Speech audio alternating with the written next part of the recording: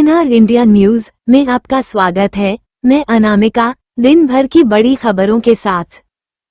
महती जनसभा को संबोधित करते हुए प्रशांत किशोर ने कहा, बिहार से सुधीर मालाकार की रिपोर्ट।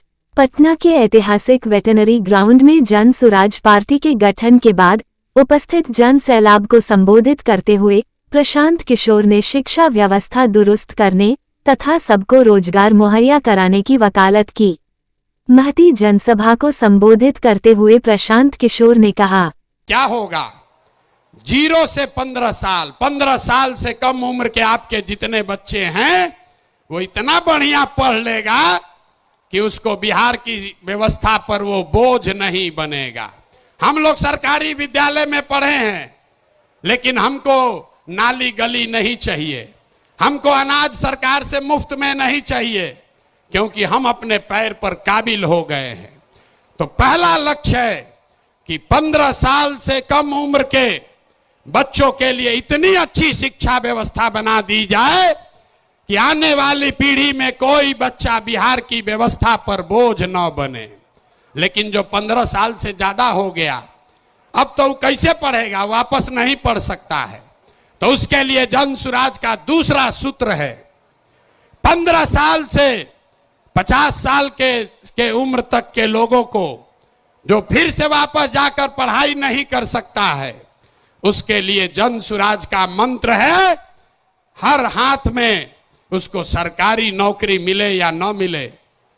हम कह रहे हैं कि साल भर में पलायन रोक देंगे, लोग कह रहा है कैसे रोक देगा, अभी इसी सभा में बताते हैं कैसे रोक देंगे। जन सुराज का मंत्र है, सरकारी नौकरी मिले या न मिले 10 से 12 हजार रुपया का रोजी रोजगार सबको मिलना चाहिए। और ये मिलेगा कैसे?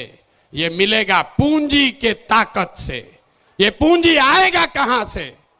हम मन से कह रहे हैं, हमको विशेष राज्य का दर्जा नहीं चाहिए, हम लोग भिखारी नहीं हैं। हम आपको बताते हैं रास्ता, हमको नहीं चाहिए दिल्ली की मेहरबानी। बिहार के लोगों में, आपके बाजुओं में, हम लोग के दिमाग में सरस्वती की इतनी कृपा है कि हम लोग अपना रास्ता खुद बनाएंगे। वो लोग हमको क्या देगा? बिहार से हम लोग उनकी मदद करेंगे।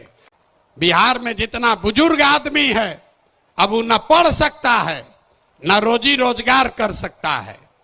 तो जन सुराज का संकल्प है कि 60 वर्ष से ज्यादा उम्र के हर महिला पुरुष को कम से कम 2000 रुपया महीना पेंशन जरूर दिया जाए, ताकि कोई भी हम लोग का माँ बाप, चचा भैया, कोई गरीब आदमी कम से कम इज्जत से जरूर रह सके। यहां समाजवाद की सरकार चली है, सामाजिक न्याय का बात हुआ है, लेकिन बिहार में 100 में 60 आदमी, 100 में 60 लोग भूमिहीन हैं, उनके पास जमीन नहीं है।